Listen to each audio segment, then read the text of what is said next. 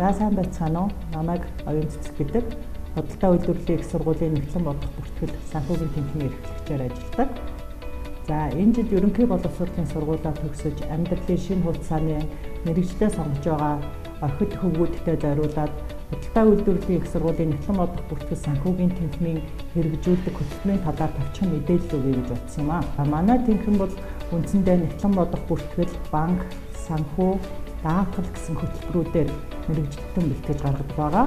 За эдгээр хөтөлбөрүүд дундаасаа онцлоод даатгалын хөтөлбөрийн талаар та бүхэндээ мэдээлэл хүргье. За ер нь даатгалын үйлчилгээ маань хүнд ямар хэрэгтэй вэ гэхээр энэ эрсдэл учирч, хохирол учирч байгаа. За тэгээ үйл ажиллагаа болон хувь хүний амьдрал тохиолдож байгаа хүндрэл бэрхшээлийг шийдвэрлэхэд бол даатгалын компанийн үйлчилгээ ихээхэн ач тустай байдаг. За тэгээ даатгалын салбар маань санхүүгийн тогтолцооны үндсэн бүрэлдэхүүн хэсгийн нэг байгаа. За даатгалын зах зээл маань жилээс жилд бол өргөжин төлж байгаа. За энэ хэрээр бол даатгалын салбарт бол шинэ мэргэжилтэй болгосон хүчний эрэлт хэрэгцээ үүсэж байгаамаа.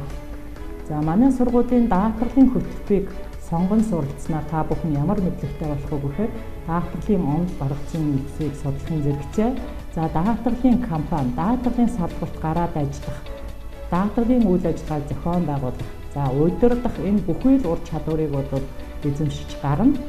За энэ хөтөлбөрийг эзэмшээд төгссөн оюутнууд маань ямар ажлын байран дээр очдгоо гэхээр за даатгалын менежер, андеррайтер, даатгалын зуучлагч, за бодлого зохицуулалтын мэргэжилтэн, за салбарын захирал, гүйцэтгэх захирлын түвшинд хүртэл ажиллах ийм боломжтой даатгалын онол, мэдлэг, ур чадварыг эзэмшдэг байгаа.